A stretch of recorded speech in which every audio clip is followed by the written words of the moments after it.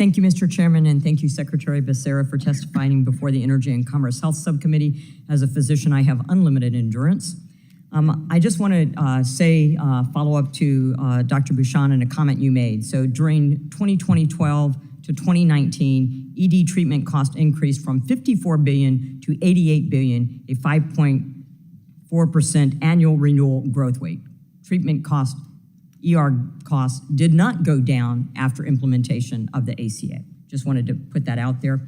When you testified before this subcommittee last year, I asked you if you would responsibly work with me on my legislation to implement algorithmic technologies at HHS to save taxpayer dollars by reducing improper payments, fraud, waste, and abuse. And you said we absolutely would look forward to working with you and that you are still trying to figure out how we can make the best use of AI and use it for the right purpose. We are in agreement that these technologies should not be used to deny legitimate claims and restrict access like what we see happening in some of the private plan spaces. My office submitted the legislative text for this proposal, and unfortunately, Representative Eshoo, I have to one-up you, a year ago for technical assistance, but we have not received it back from you. Yes or no, will you commit to getting this back to me within the next 30 days? So yes or no? Yes or no? I was about to say absolutely yes, but I want to make sure thank you very much. No Surprises Act implementation has been a disaster. According to the GAO, over 61% of 490,000 claims submitted remain unresolved in June of 2023.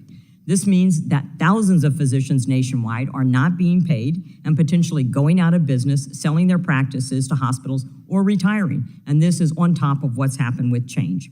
What is HHS doing to improve the efficiency? More importantly, your department said that you had the ability to penalize after arbitration, but claims are still unpaid. What are you doing to penalize bad actors who are not paying after arbitration has shown that their claims should not have been denied?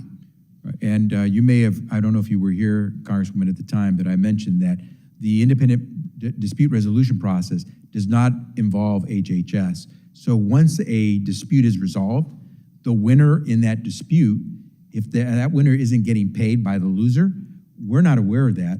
And the only when a winner comes to us and says, wait a minute, we never got paid, do we get informed of that? So what I would do is encourage any provider that wins that you know of to please reach out to us, to our help desk, so we are informed, so that way we can take action because we are, under law, given the authority to try to enforce those judgments. We will do that, and if it requires legislation which was not put in the No Surprises Act in accordance with the guidance given to legislators by HHS, who said that they had the ability to, in fact, enact penalties or get this recoupment. So we'll follow up on that. Under the Biden administration, Part D drug premiums are going up, plan choices are evaporating, and formularies are getting tighter, largely due to Inflation Reduction Act reforms to Part D.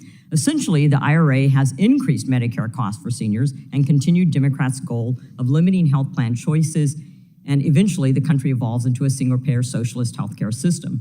According to National Cost Data Report on Medicare Part D premiums by HealthView Services, Medicare recipients nationwide will pay an average of 35% more in 2024 for prescription drug coverage compared to 2023.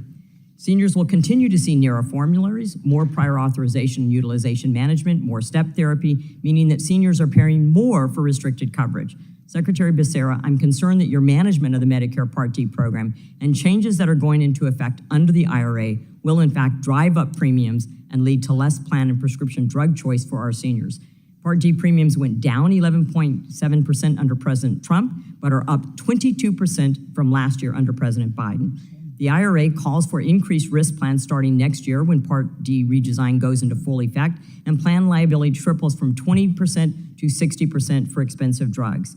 Have you performed any analysis on the IRA's impact on Part D plan design to see how much more restricted seniors plans will be compared to how they were pre-IRA and how much more utilization management they'll experience?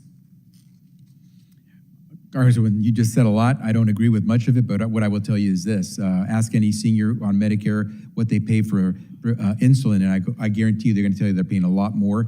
They ask a senior how much out of pocket they're paying right now for the prescriptions they need. With all due respect, sir, the seniors in my district are all paying more for their drugs, but I will appreciate that's on the drug companies, not on Medicare. Your pre-IRA analysis. Yeah, but So that's thank on the you. drug companies. The drug companies are the ones that set the prices, not Medicare. Last question, my time's running out. In February of this year, the committee subpoenaed the National Institutes of Health for documents related to NIH handling of sexual harassment complaints from within the agency and its grantee institutions. There are over 900 files related to sexual harassment to be reviewed.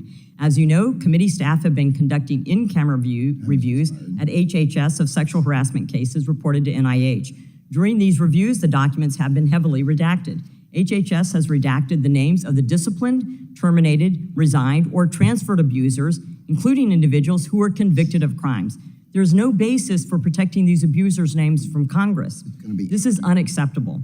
By redacting the names of all the abusers, HHS is preventing Congress from seeing whether these abusers are still receiving grant funding, or even worse, if they're transferred to a new institution and were then given new grant funding. Why are you protecting the identities of the abusers and institutions who house them from being shown to Congress? We're going to have to take that in writing. I'm sorry. We're trying to get to everybody before vote. So, Ms. Custer from the Thank you. I yield back.